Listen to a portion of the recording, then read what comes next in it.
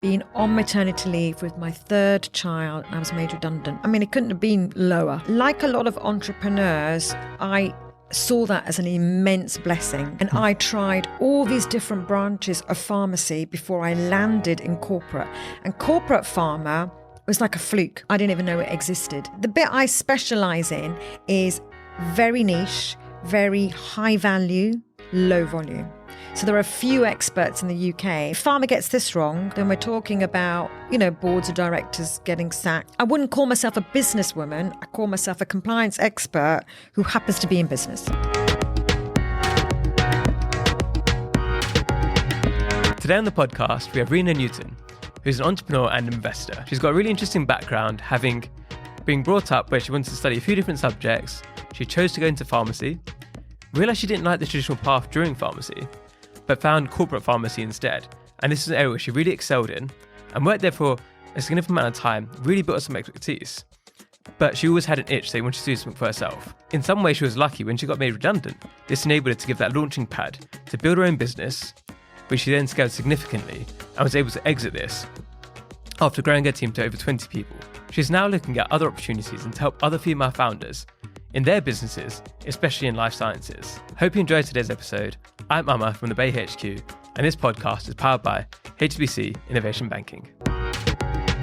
So, Rena, so great to have you on today. Can we start off with, when you were growing up, what were your dreams? What were your ambitions? What did you want to be? Thank you for having me. Firstly, Amma, always a pleasure. I guess I wanted to do lots of different things when I was young. I think this really reflects my personality in terms of how much I love diversity, variety, bored very easily. So when I was young, I wanted to do pharmacy, law, and teaching. So I did kind of a week of everything when I did work experience. And it's actually quite funny that I've landed doing a combination of all of those things now. So yeah, I couldn't really decide, but pharmacy just pipped it to the post in terms of what I was going to study at university, just because I think science was a little bit stronger. But I could easily have done any of those three things. So. And you obviously went to the best university in the world that I also went to. So how was that experience, like from that transition of you wanted to do a few different things, now you're going to university for pharmacy, and pharmacy is obviously a very specific course, right? It's like you don't really do much outside of that particular area. Was it what you hoped it would be? Did you make happy with the decision? Very happy with the decision, and obviously completely agree in terms of the best university, the best time there, the best friends made, all of that.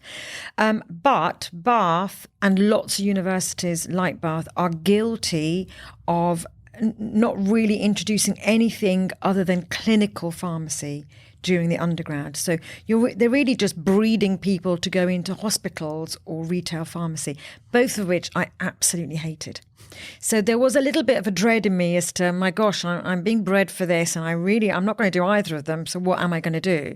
So I did a PhD because I thought actually maybe R&D and lab work is the way forward. Did a little bit of that, hated it.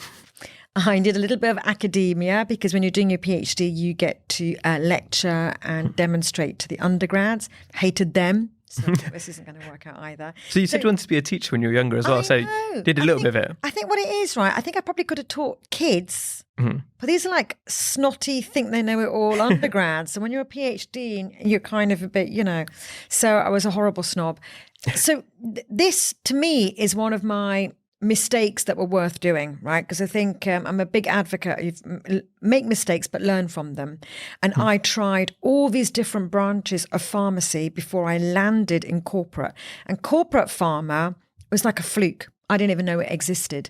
And so I'm at pains now to say to universities, you need to tell people what's available. Choice is everything. And if they don't know what's on offer, I think that's a really sad state of affairs because pharmacists are on a par with medics in corporate pharma, which is very different in other areas of pharmacy. So it's interesting. I think obviously the big pharma companies have got huge amounts of money, right?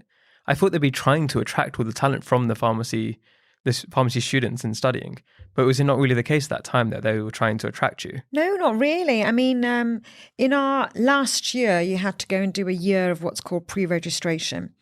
And I would say probably 95% of the places were hospital and retail. There was a handful of places that were industrial pharmacy. And even then, I was GSK, and GSK put me in a lab for 6 months. So, in fact, even the companies there didn't put you in a corporate pharma space, which is, again, it's just such a mistake that they're making. There's a lot of pharmacists now that contact me. My God, I know we were talking about how many contacts and requests for information we get on LinkedIn. But I get lots of retail pharmacists, hospital pharmacists contacting me. And it irks me a little bit, to be fair, if they've done no research. Like if someone says to me, I want to join corporate pharma, my question would be, what do you know about it? Nothing. I don't really want to help that person. And in a nice way, I might say you probably just need to do a bit of reading, contact some recruiters. They're always very good at giving you information. But yeah, I feel like no one's pushing people into corporate pharma. I'm trying with the uni road shows. But there is information out there now. The ABPI have stuff on their website, so that's good. So obviously you enjoyed that experience with you're in industry, but then when you actually went on to work there longer term, how was that experience? Did you enjoy your time there? It was a bit restricting, I would say. And I haven't really worked out if it's me and my personality or whether it was genuinely just quite restricting. So all the jobs I was in were medical, and I was always reporting to a medic. So the message was very clear to us that you couldn't afford to be ambitious because you were never going to make it to a senior position, because I was only a pharmacist and not a medic. And that was because the regulations didn't allow pharmacists to act like that. So I was made redundant. And I think, like a lot of entrepreneurs, I saw that as an immense blessing. Again, I think I don't know whether it's our culture or what have you, but I know that people can feel very worried, very jittery, like it's a bad thing. But it was the biggest thing, the positive thing that happened to me. It was such an opportunity because it made me realize that I could just do things the way I wanted to do. So I did love my time at pharma. I worked at loads of different pharma companies. And again, because of the boredom, I was skipping about doing lots of roles, getting promoted, moving companies, all very good. But I still hadn't found my kind of groove until the age of 39, which again, I think is another point to make to the listeners who sometimes feel that they hit the 30s and it's too late to start a business. I didn't, start Complimed, my first business, till I was 39. And I'd been on maternity leave with my third child and I was made redundant. I mean, it couldn't have been lower. And yet I had enough excitement and energy to start a business. So I've got a friend I'm talking to right now who's 25, I think, and just got made redundant. And they're in this kind of stage of, it's the end of the world and I'm lost. So if they're listening to this, I'm going to tell them that this is coming out so they don't feel too attacked. But it's that whole idea. It's like, there's so much more life to go. Even at, say, 39, right? You've still got a huge career ahead of you. But we're having this head towards certain 30, all these different things that you need to be by a certain age, by that there's some kind of age expiry on that. When so many of the people who've heard, or so many of the big global companies, like KFC, things like that, started from people who are older entrepreneurs. And our challenges, I think, in recent times, we've had Google, like Meta and those kind of companies, started by people a bit younger, but that's actually an anomaly. A lot of the actual large companies, you might not even know who founded them because maybe they're not in the public eye. And it is, like you said, it's important to change the idea that you have to do it fresh out of university, you have to do it when you're young. Because, like, I was at university earlier today, a lot of students, they won't start a company straight away. But if they know that they can do it down the line, they can start collecting experience, they can start collecting ideas and know that they have the option available to them, which is really important.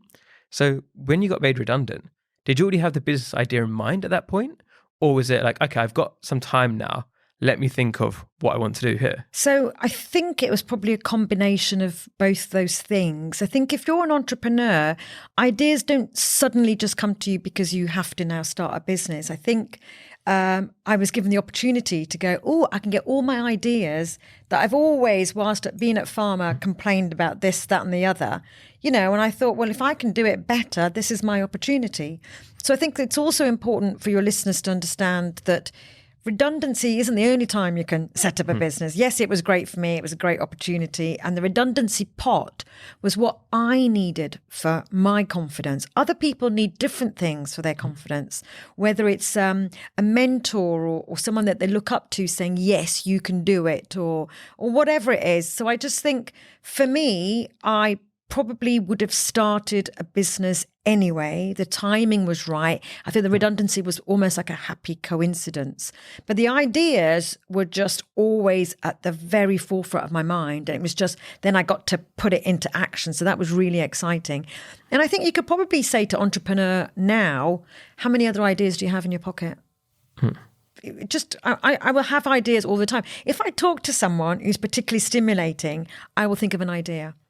It's like that. And there are people in my life who I will seek out and have dinner with, especially because that dinner will generate for both of us lots of ideas just about our own respective businesses. And I think it's really important when entrepreneurs get together, you could be completely different businesses, but the personalities are enough to spark new ideas. And that's actually really exciting. So when you have events and things, which I know, you guys do, I think that's one of the biggest things that I get out of it. I always take a book to write in. I think a lot of people probably don't realize too, the Bay HQ, a lot of the things we do are an amalgamation of things I've seen other communities, other companies do that very well. Learn from those communities, learn from those other companies. Be like, oh, okay, we could do something like this and make it work for our community. And sometimes it's not even like what they've done is totally different to what we've done, but it triggered the idea of like, oh, we could do something related to that, or they're feeling this need that we're not feeling. How do we feel that need better? And what was that initial idea that you did decide to take on and like make your key like first baby, I guess, in terms of the startup space? So I think I'm quite lucky in the area that I specialize in is what pharma considers to be quite dull, which is the really complicated, lengthy regulations, because pharma is self-regulated. So we have a book called The Code, it's a really difficult read, but I've always loved it. Like I absolutely love The Code and I love interpreting it for people because that light bulb moment is probably the most satisfying thing for me. And if I can explain something difficult in a really simple way, there I'm tapping into my pharmacy, my interest in law and training. So it always goes back to my roots, so to speak. And I think, oh gosh, I really am getting to practice that. So the bit I specialize in is very niche, very high value, low volume. So there are a few experts in the UK, but we all do really, really well out of it because this is the stuff, if pharma gets this wrong, then we're talking about, boards of directors getting sacked and all of that. So I would quite frequently say to CEOs, what keeps you up at night? And it's compliance or the risk of not complying. So I kind of have an open door for most clients that I work with. So taking the idea of like, here's a need that needs to be fulfilled, you've got the skills to do it. So then trying to grow a business out of that. How did those initial first steps move? Like what was the initial thing you're trying to offer? And how did that adapt over time? So that's a really good question because I don't even think I started a business. I think what I did was go it alone. So in my head, I'm just freelancing. I'm just going to freelance a bit more. I'm just going to be like super busy. Oh, I've got a bit of extra work. I might give it to a friend. And then I might get that friend on my books as well. And then I charging commission because I've got lots of friends who are now putting their work through me. And, before you know it, my goodness, I'm a bona fide business where I now need premises and all the rest of it.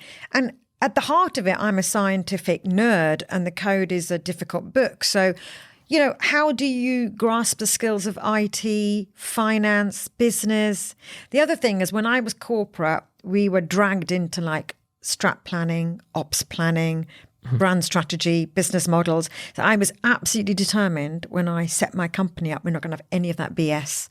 I'm going to do things my way and I don't need to do any of that. And then you realize down the line, I'm lacking focus. I don't know what my direction is. I need to have a forecast because I'm going to recruit people. And then you realize there's actually something good out of doing a bit of strat planning and ops planning and having a SWOT analysis. So all that came back in. But when you do it on your terms, you're way more invested. And I think that's such a learning for all these big companies, right? Is don't drag people to that table, make them feel like they're actually genuinely part of it. And lo and behold, all our plans worked. We were exceeding our forecasts, because we were very, very focused. So I wasn't good at business, and I don't, even now, it's a bit of an imposter syndrome, right? But I wouldn't call myself a businesswoman. I call myself a compliance expert who happens to be in business. So what do you think was the hardest part of that you had to learn that you didn't have from your previous role? And how did you go about learning it? I think it was stuff like all the acronyms. Finance people, they are so good at using so many CAP, TAM, EBITDA. And, I was constantly Googling. But when I decided to look at acquisition merger, I employed the best financiers, and no question was too stupid for them. So apart from me Googling things, I would constantly ask them, how exactly is EBITDA measured? What does it stand for again? And what does that A thing mean at the end? And they were so patient with me. And I think this is a nice thing, is that they've experienced this a lot. It's quite usual for them to see business people who don't necessarily know all the business terminology. So I would say finance, hands down. I still find it really difficult, actually. And now I'm an investor, I'm going to go to investing school because I need to be on top of these terms, right? I remember before as well that you said how there's different resources you use to teach yourself as well, right? And you join different communities and things like that helped you as well. Could you elaborate on that? So the resources in terms of in growing the business, yeah, I had some spectacular help. Again, a bit fluky how it all happened, but I was on the train home one night. It was a 7-year itch. I'd just been working so hard, relentlessly, and really without focus. And I was on the tube, and I picked up a copy of the Evening Standard, and on the back page was an ad for the British Library Innovating for Growth programme. And it said if your revenue's over 100k and you're stressed out, you can apply for help. And I was like, brilliant. This is exactly what I want. I wasn't even sure what the help was. I didn't even know what I was applying for.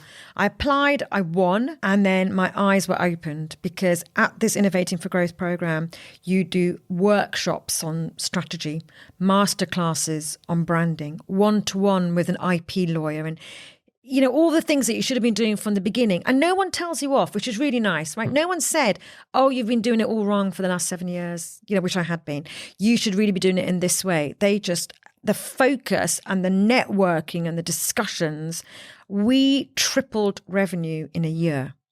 And I absolutely put that down to the British Library support, which is why I'm, still a bit of an ambassador for them, because I think that's the best thing that an entrepreneur needed, was to be with other entrepreneurs and get that support. We hope you're enjoying the episode so far. We just want to give a quick shout out to our headline partners, HSBC Innovation Banking. One of the biggest challenges for so many startups is finding the right bank to support them, because you might start off and try to use a traditional bank, but they don't understand what you're doing. You're just talking to an AI assistant, or you're talking to somebody who doesn't really understand what it is you're even trying to do.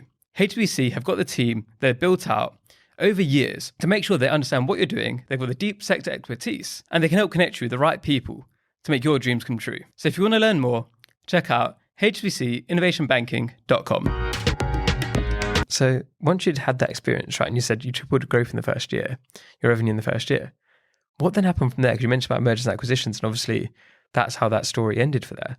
How did that come back? How did that then grow into something which you then decided, let's take an offer here? So Complimed at the time was focused very heavily in compliance and medical, as the name suggests.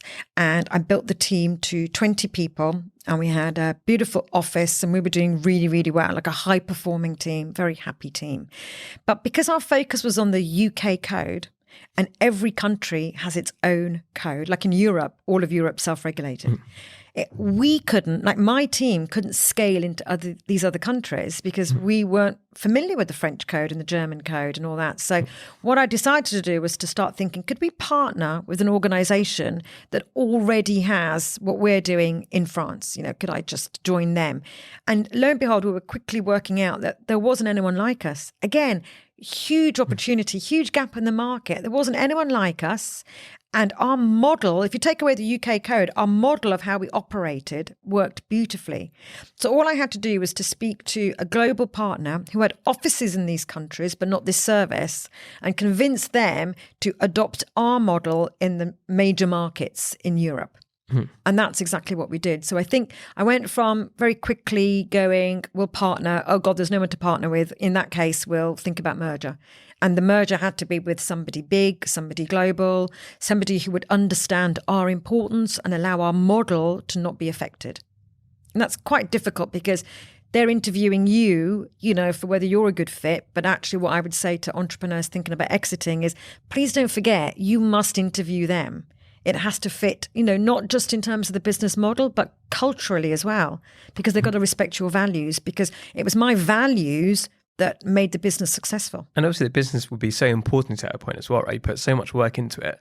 And what was it about the people you merged with that made you decide that these are the people that I want to sell to? These are people that I value, and they share my values. I think it was, I was at an event yesterday and we're talking about people buy from people. So at the end of the day, there was all the paperwork and the offer and the this and the promises. But at the end of the day, the CEO is a guy I really, really respected. He was probably slightly eccentric, and I quite like that, because he had a spark about him.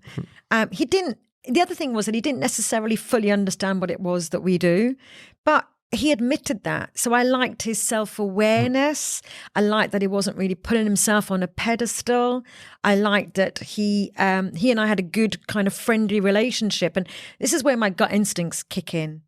I've always been a kind of an instinct sort of person, and always trusted my gut, because it literally has got me. Sometimes I've made a mistake with my gut instincts, but I've learned something from that. So even then I think my instinct was still right. I still should have done that, because I've learned this really valuable lesson. So purely on the finances telling me on paper it was a good deal, and me and my interaction with the CEO, I really liked him, and it worked really well. And I think a lot of people get quite stressed out about this situation, right? Of like selling your company, and there's so many different factors to consider, right? One is, I guess, obviously the people you work for, your team, you want to make sure they're looked after, right?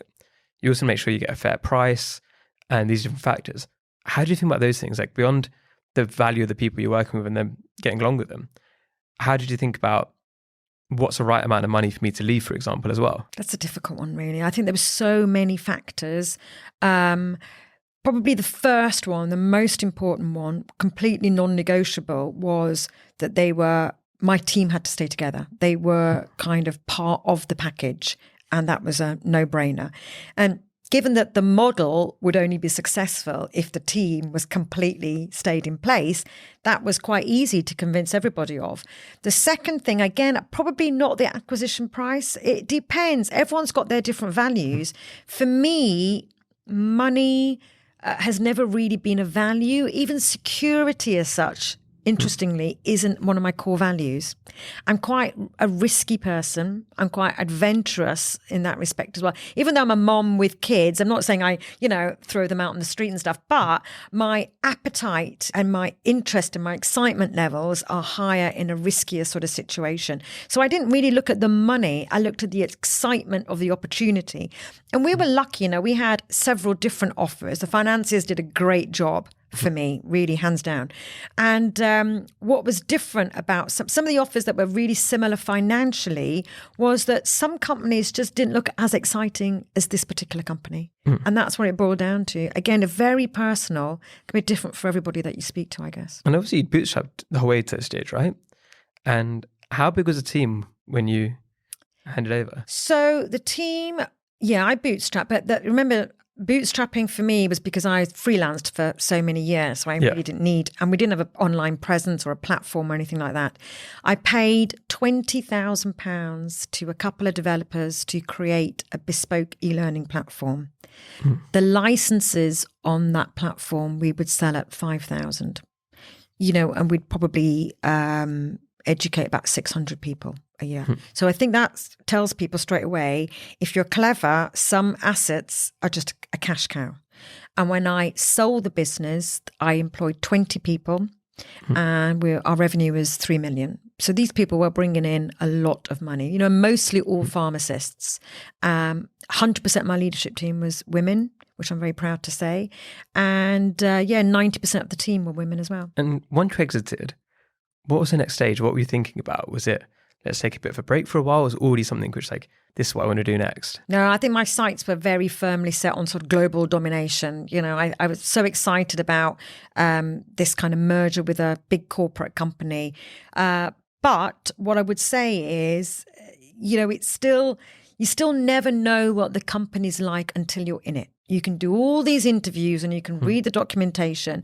And what I didn't appreciate was all the things about myself. Like I didn't appreciate that I couldn't go back to corporate. That being an entrepreneur is a way of life. You know, it's sometimes that it's not a choice anymore. You are that, and you can't help it, and you'll always be an entrepreneur, which meant that I would want to make my own decision. I would want to make it quickly. I'd want to recruit before I'd won the business because I was confident about winning the business. And all these things that don't really wash in a corporate world, because I had spreadsheets I had to fill out and timesheets for people and then justifications. And so after a while, I just missed being an entrepreneur. It was as simple as that. So I did my earn out period. I hung around, made sure the team was all happy. And I was put under a non-compete for 12 months. So yeah, officially, I should have really taken it easy in those 12 months, but there was a loophole, and the loophole was thought leadership. I kind of am known in the industry for challenging the authorities, because pharma can be quite nervous and afraid to challenge the people who rule on their complaints, right? So it's really difficult for anyone to do that. Plus, I had so many clients. I have a bird's eye view. So I think when you're not in an industry, you have the data, you can crunch the data, you can show people the trends and the patterns. And I love doing all of that. So I spend my 12 months reading cases, writing white papers, thought leadership, conferences, all that kind of stuff. Loved all of it. I still love all of that. And another big mission of yours as well is to help other founders yourself, right? So what's your kind of thesis there? What kind of founders do you look to invest in, help out? So I'm looking at two different investment theses. The first one I would say is Asian female founders, because the stats and the evidence speak for themselves. I happen to be on the APPG for Women and Enterprise. I'm on the Business and Parliament Forum for looking at small businesses as well. So I am lucky enough to see the numbers, and it's really disappointing, in terms of women who get funding or access to funding, it's just so low. When you look at VC funding, it's just pitiful. And then when you crunch the data for Asian women, it's even smaller. So I have chosen Asian female founders because I believe they need it the most. And representation is important, right? I want people to see me or what I've done and to know that I'm an angel investor and I'm looking to help people who were like me 20, 30 years ago. So yeah, why not? The second part of the thesis, I would say, is still very much focused on female founders, but in life sciences. So that's where I think I would be less of a passive investor, a bit more of an active investor, because I've got good contacts when it comes to those kind of sectors in the UK and in Europe as well. And how's that journey going so far with angel investing? Because obviously it's something which is relatively new to you after exiting, and it's a new project, a new excitement. And I think a lot of people who are in this space, they like the idea of angel investing, but it can be quite difficult to get started and understanding the lay of the land. I know I did the same thing when I started angel investing myself. Is that I kind of just did an investment and then learned on the go afterwards. Okay. I mean, that's definitely an option. A couple of people have said that to me. Just do it. Just have a go. With tiny checks. Yeah. Didn't put much money at risk. Yeah. Blank check. Yeah. I think for me, I am determined not to rush it. And there's no reason why I should rush it. It's funny because you talk to a few businesses and they're like, I mean, we really need to know now. We need to know. And that actually turns me off a little bit. Agreed. So, top tip is don't rush me. Because people make decisions and people need a bit of time to. And I've always said to people, I'm rubbish with finance, so I will definitely be asking you a lot of questions, and we'll go back and forth on this, particularly when I don't understand a forecast, right? So I have joined syndicates at the advice of some very experienced angels. So hooked up with them, they said to me, join syndicates. Syndicates are a great way of seeing what due diligence looks like on these companies, kind of having your hand held through the whole process. And you can dip your toe in the water once, twice, small amounts, I mean, these, not even like £5,000, sort of some of these investments. So on paper, I think people go, oh my God, angel investment, you're gonna need 100K. But some of the people I've spoken to have got loads of angel investments, but really tiny amounts. Yeah. And I'm not quite sure where I want to be on that kind of level. Do I want lots of companies? Do I want lots of money invested? To me, it's about, will I meet a really passionate because I go back on people, right? I want to help a female founder who's super passionate about what she's doing, that really understands her marketplace and has a beautiful solution to a need which affects our future. Because all good and well, me selling my business and I've, got an amazing trust fund for my kids, but I want my kids to have a great future and a great planet. So I'm interested in all these things where people have got ideas for our better future. So I think that's a great note to move to quick fire questions on. So been great to interview so far. So first one is, who are three British Asian think are doing incredible work they love to shout out today? Okay, so I've chosen, kind of three people at very different places of their career. The first person is Kavita Oberoi. She is really a legend in the pharma industry, and I think she was on The Secret Millionaire on TV. So she's really been one of the first people, Asian woman founder that I've looked up to, and she's just a wonderful person as well. The second one is Tiba Rao. So she's Chief Innovation Officer for a company that her and her husband have founded called Soar Beyond. And she's a phenomenal woman. She's the one I was saying to you that I could meet her for brunch, which I am tomorrow, and we would just have a couple of hours of sparking ideas off one another. And we both come away from our respective businesses with much more. And then the third person is probably at the very start of her career and fundraising, and that's Anoli Mehta. And she set up a company called Circular Threads. And I think I really love that she's not in life sciences or anything, but I love the idea that she's created this company which is about pre-loved designer wear, wedding designer wear as well. So, she's going to be doing something good for the planet in the future, and she's got this lovely cultural fit. So those would be my three. And then if people want to get in touch with you, what's the best way to do that? I think they could get in touch with me with my email address. Very happy to be contacted that way. Or they can find me on LinkedIn, just under my name, Rena Newton. Very happy to speak to anyone. And is there anything that you need help with for yourself right now that the audience could help you with? I think what I would like to get the audience to let me know is if they've got an Asian female founder, my God, in life sciences, even better, that they think might be looking at trying to raise funding, then I would love to speak to them, because this is the reason why I've entered the Asian Women of Achievement Awards. And, because I'm not really an awards person. I wouldn't necessarily need it, if that makes sense. I mean, I've got such high internal standards that external commendations don't often mean something to me. But I recognise that if I had something like this, and I'm in the finalist category for entrepreneur, then I think other people, like young Asian female founders, could look at me and think, actually, that isn't an angel investor that I'd like to talk to. Yeah. So, connections. So it's been so great to talk to you today. Have you got any final words for the audience? No, not really. I think it's, I think my experience and my journey, I hope I've made it very clear that I've had loads of mistakes. The path is not paved in gold, and mistakes are good. Every mistake I've made, I have learnt from. So sometimes it's painful, but as my mum says, everything is a phase, and soon this phase will be over and it turns into something good again. And I think lastly, that my parents have been my biggest cheerleaders in my life. I think that's very important, that we all have somebody who is, behind us and supporting us, and they've both always done that for me. So big thank you to them. Thank you for watching. Don't forget to subscribe. See you next time.